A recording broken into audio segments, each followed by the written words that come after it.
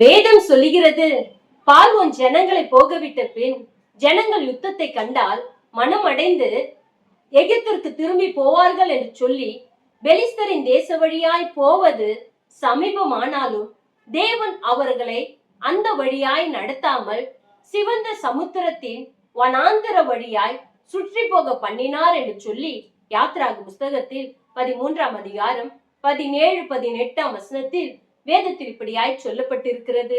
இதை கேட்டுக்கொண்டிருக்கிறவங்க, ஒருவேளை ஏன் எனக்கு இந்த ஆசீர்வாதம் தடைப்பட்டிருக்கிறது, இது எனக்கு எப்பவே கிடைத்திருக்கணுமே, எனக்கு ஏன் இன்னும் நடக்காது இருக்கிறது, நீங்க கேள்விகளை உங்க இருதயத்தில் இருக்கும் என்று சொன்னால், என் ஆண்டவராகிய இயேசு கிறிஸ்து இந்த நாளிலே உங்களோடு கூட பேசுகிறார்.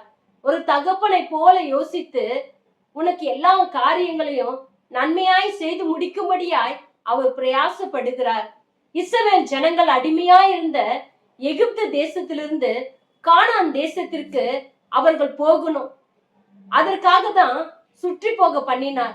அடிமையா இருந்தவங்க மீண்டும் யுத்தத்தை கண்டா அவர்கள் எகிப்திற்கு போயிடுவாங்க, என் பிள்ளைகள் கானான் தேசத்துல ஆசீர்வாதமாய் செழிப்பா இருக்கணும் என்று சொல்லி அவர்களை சுற்றி போக பண்ணின கர்த்தர் இந்த நாளில் நீ ஆசீர்வாதமா இருக்கணும், நிரந்தரமான ஆசீர்வாதம் உனக்கு கிடைக்கணும் சொல்லிதான் இந்த காரியெல்லாம் உனக்கு நடந்தது.